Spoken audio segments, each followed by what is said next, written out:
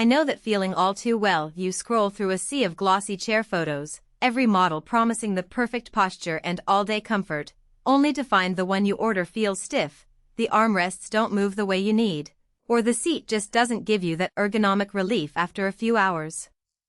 It's frustrating because the listings look polished, but the reality can be a hard-to-sit-through experience. That's why I wanted to do a deep dive on the Steelcase gesture task chair before anyone spends a big chunk of money on something that might not fit their daily grind. Link is in the description if you want to check the product details on Amazon.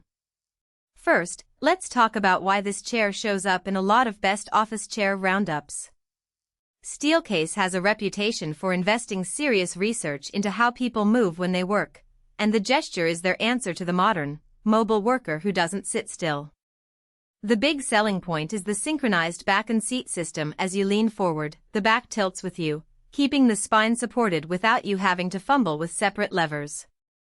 In real-world terms, if you spend part of the day at a standing desk, then drop back down to type, the transition feels fluid rather than jerky.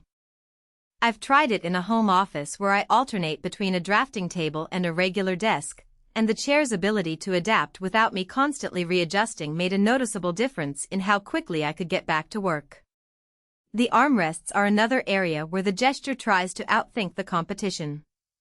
They're designed to move like a human arm, so you can bring them forward for close-up tasks like drawing on a tablet, swing them back for a relaxed typing posture, or angle them upward when you're on a phone call.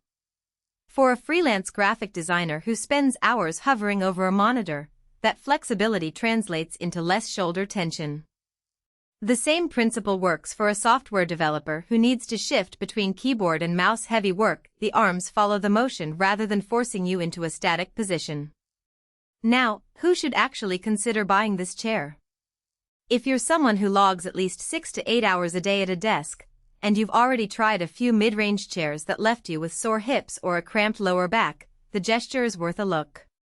It's also a solid pick for people who have a non-standard body shape. The chair's perimeter is flexible, meaning it can accommodate a broader range of hip widths and thigh lengths without the pinching you sometimes feel in narrower models.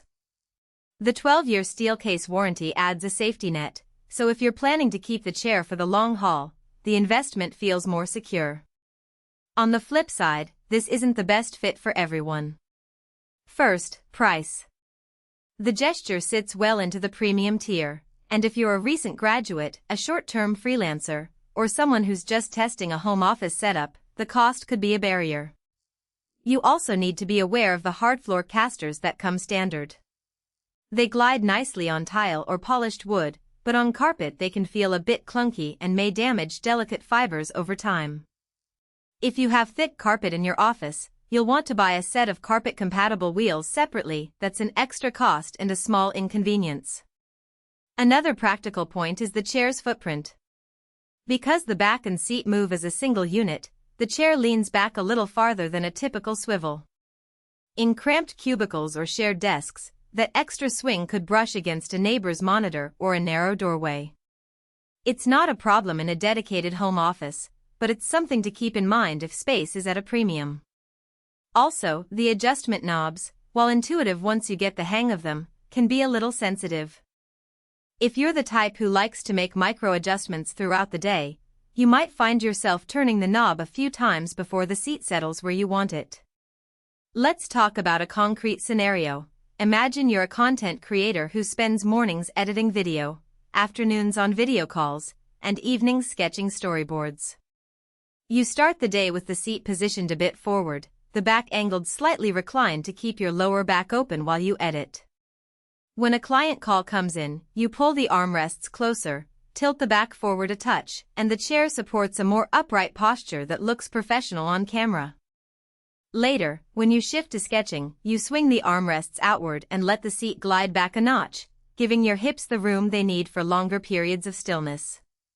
The chair's ability to adapt to each of those micro-tasks without you having to stand up and readjust the whole thing is a real productivity booster. On the downside, if you're looking for a chair that you can roll around a bustling open office without worrying about bumping into colleagues, the gesture's hard floor casters might limit.